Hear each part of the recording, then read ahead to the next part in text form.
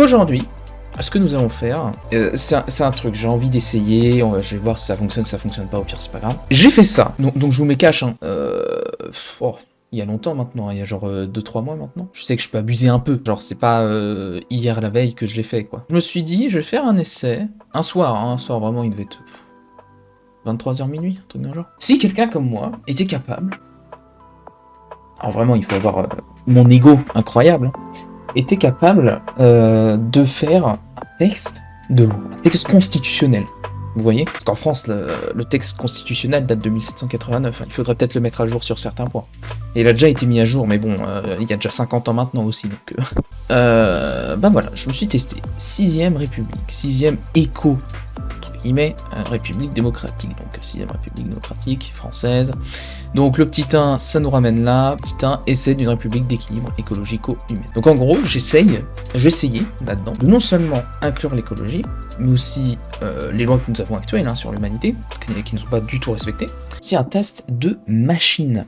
Donc on va essayer d'inclure les machines. Parce qu'il faut bien se dire que quand les intelligences artificielles qui sont déjà en place prendront forme humaine, seront comme nous, bien va bien falloir se dire qu'au bout d'un moment, il va falloir donner des droits à ces machines. Voilà. Vu qu'elles vont faire une révolte. C'est bien normal. Je vous invite à regarder des gameplays, notamment du jeu D3 Become Human, qui est fait par une entreprise française. Voilà. Et c'est vraiment incroyable quand vous regardez... Et quand vous regardez le jeu, quand vous regardez la finalité, vous êtes vraiment en mode... En fait, les enculés, ce sont les humains. On sait que ce qu'on crée, ça va nous détruire, ça peut nous détruire dans tous les cas, s'il y a une révolte, mais on n'accepte pas que eux aient des droits et que nous... on en est à égalité avec eux, voilà, c'est ce que je veux dire. Parce qu'en gros, nous, on n'accepte pas qu'on ait des droits à égalité avec de simples machines. Voilà. Et ça, faut rectifier ça. Donc c'est un test. C'est un test là-dedans. De ce genre-là. Je sais pas ce que ça va donner. Ah, regardez. On a un petit texte de résumé. Les textes constitutionnels en vigueur. Donc, constitutionnel, alias, ce qui fait notre pays.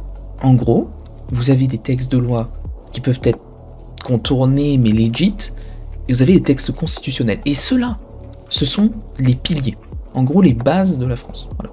C'est sur ceux-là qu'on va s'intéresser. Ça va être hyper intéressant. Donc les textes constitutionnels en vigueur. Donc Constitution du 4 octobre 1958 en vigueur. Ça, je sais pas c'est quoi, mais ça doit être sur la loi du travail, j'imagine. Déclaration des droits de l'homme et du citoyen 1789, forcément. Qui a été réécrit après. Hein. Préambule de la Constitution 27 octobre 1946 et Charte de l'environnement de 2004. Là, ça va être très intéressant. Donc, Charte de l'environnement, je pense qu'il y a beaucoup de modifications à faire. Donc présentation générale.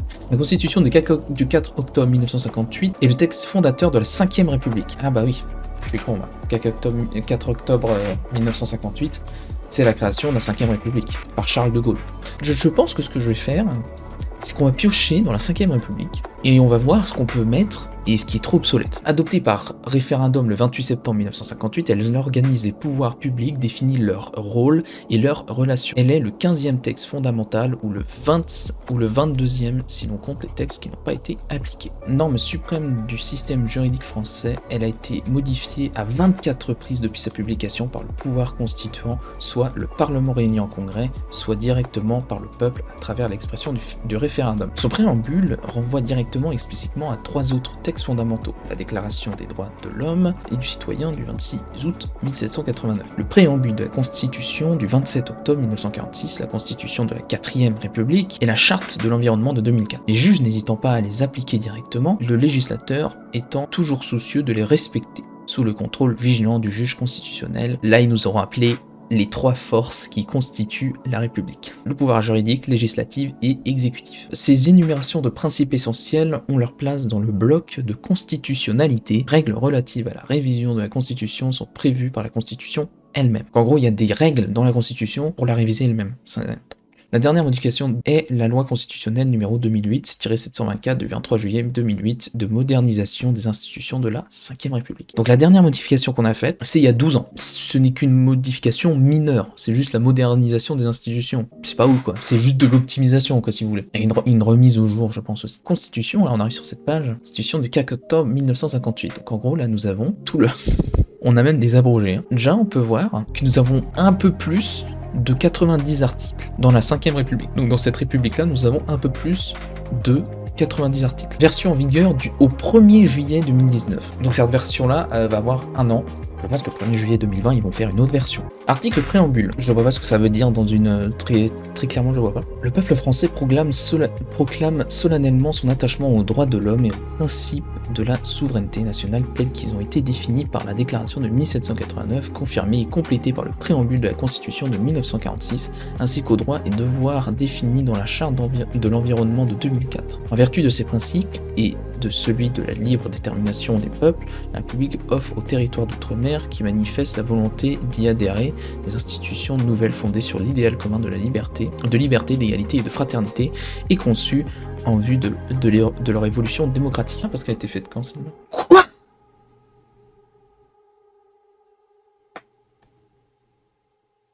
Donc jusqu'à mes 2 ans, j'étais sous cette merde là, jusqu'à mes 1 an. Mais bon, on reviendra sur l'article préambule après. Alors article 1, la France est une république indivisible, laïque, démocratique et sociale. Elle assure l'égalité devant la loi de tous les citoyens sans distinction d'origine, de race ou de religion. Elle respecte toutes les croyances et son organisation est décentralisée. La loi favorise l'égal accès des femmes et des hommes aux mandats électoraux de fonctions électives, ainsi qu'aux responsabilités professionnelles et sociales. Ça, vous voyez, je pense qu'en fait, au final, je vais tout refaire. Ça sert à rien de se jouer, oh oui, moi je vais faire comme ça. Non, on va pas se péter les couilles à faire une table de platière ou quoi. On va vraiment prendre sur ce qu'on a en ce moment. C'est bizarre, titre premier et pas l'article 1. Ça, je savais pas ça. J'ai copié exactement le texte, de toute façon, vous savez, mais vous ne pouvez pas réinventer la République quand elle est faite. Alors, la France est une République indivisible, ça on garde. Laïque, démocratique et sociale. C'est là où ça pose gros problème, pour plusieurs raisons, c'est qu'il n'y a pas de notion d'écologie. Même si l'écologie, en fait, ça s'inscrit dans tout, hein, mais il n'y a pas de notion. Et encore, en plus, les notions qu'on a là sont hyper vieilles. Hein. La notion de démocratique, elle assure l'égalité devant la loi de tous les citoyens, et moi, c'est là où je voudrais le modifier. Je voudrais ajouter quelque chose. Je mettrais autre que tous les citoyens. Mais c'est là le problème. J'aimerais mettre, elle assure l'égalité devant la loi de tous les êtres vivants. Déjà, c'est en mode... Mais encore en plus, que faire ça, ça n'inclut plus que les Français. Ça inclut tout le monde, dont les citoyens des autres pays. Et ouais. Et de ce fait, c'est la merde. Ou de tous les êtres vivants en territoire français. On pourrait mettre ça. La France est une république indivisible, laïque, démocratique et sociale. Elle assure l'égalité devant la loi de tous les êtres vivants ou non sur les territoires français. Ça passe. Vous voyez, j'ai même pas... Là, vraiment, j'étais en mode... C'est quoi ce que j'ai marqué déjà? C'est quoi ce que j'ai ajouté? Franchement, ça passe. Sans distinction d'origine, de race ou de religion. Elle respecte toutes les croyances. Ça, vous voyez, moi je suis quelqu'un, en aucun dieu je n'y crois. La seule chose sur quoi j'y crois, c'est la science humaine. La science que l'homme, ou les sciences que l'homme a créées. Que ce soit le christianisme, que ce soit le catholicisme, que ce soit le bouddhisme, l'islamisme, non pas l'islamisme, le musulman, si l'islam, oui c'est ça, c'est l'islam, hein, la religion là-bas, ou la religion juive, voilà. À aucune des religions je n'y crois. La seule religion qui me paraît être la plus avancée, honnêtement, c'est le bouddhisme. Eux vraiment, on a une modernité qui est vraiment accrue. Et c'est là où moi, je supprimerais littéralement cette phrase. C'est genre, oui elle respecte toutes les croyances, mais dans ce cas, faudrait mettre dans les lieux publics, vraiment, on veut zéro, nada de signes religieux. Oui. Et on veut même pas que vous en parliez. Vraiment, c'est ça que j'aimerais mettre. Tout ce qui est de paroles de religion ou autre, c'est out. C'est vraiment, ça reste dans la maison et ça ne bouge pas de la maison. Alors après, je sais qu'il y en a d'autres qui seront pas du même avis. Et ça, j'en suis bien conscient, hein, et vous avez le droit. Là n'est pas le problème. Juste cette phrase, ça crée de gros problèmes. Et ça a toujours créé de gros problèmes et ça en créera dans le futur. Parce que la religion, c'est quelque chose qui est en train de s'éteindre progressivement, mais trop progressivement, justement. En gros, vous verrez qu'on aura encore des guerres de religion dans plus de 50 ans, hein, dans plus de 100 ans, 1000 ans, 5000 ans. La religion restera, et puis je pense qu'elle va même... C'est bien simple. Si là, notre société s'effondre, ce qui est encore plus probable maintenant qu'il y a 1 an, faut se dire que la religion va reprendre un pouvoir énormissime. Et puis alors là, ce sera un retour en arrière, je vous raconte pas. Mais ça, c'est encore un autre sujet. La religion, bah voilà, c'est un blocage. Je dirais pas que c'est une tâche. C'est un écrou, c'est un rouage qu'il faut changer, mais que si on le change maintenant, ça va dérégler tout, parce qu'on sait pas par quoi le remplacer. Vous ne pouvez pas remplacer ça pour l'instant. Ça là, ce que j'ai surligné en bleu, vous ne pouvez pas le remplacer. Parce que ça, moi je le retirais bien, mais je sais pas par quoi le remplacer, c'est ça le problème. Et beaucoup d'hommes politiques, je pense, aimeraient retirer ça. Hein, voilà. Pas nécessairement des hommes politiques, mais je pense que beaucoup d'autres personnes aimeraient retirer ça. Malheureusement, quoi tu le remplaces? aucune personne ne le sait. Tu ne peux pas juste retirer un écrou et laisser la machine fonctionner. Vous voyez, quand vous appreniez en maths en 6ème, le truc du oh oui, si la roue A elle tourne là, la roue B tourne là, la roue E elle tournera de quelle manière? Et ben là c'est la même chose. Sauf que si vous faites comment la roue A tourne, c'est ce sens-là, comment la roue B tourne, ça on s'en fout, je la retire, voilà, c'est une roue qui est pas importante. Comment la roue C, D, E vont tourner? Comment ces roues-là vont tourner? Elles ne pourront pas justement, parce qu'il n'y a pas de lien entre la A et la C, D, E. Il nous faut la B, absolument. Et la B, là en l'occurrence, c'est ça. Si on voudrait, la B, c'est ça. Et or, on ne sait pas par quoi le remplacer. Donc ça, on le garde.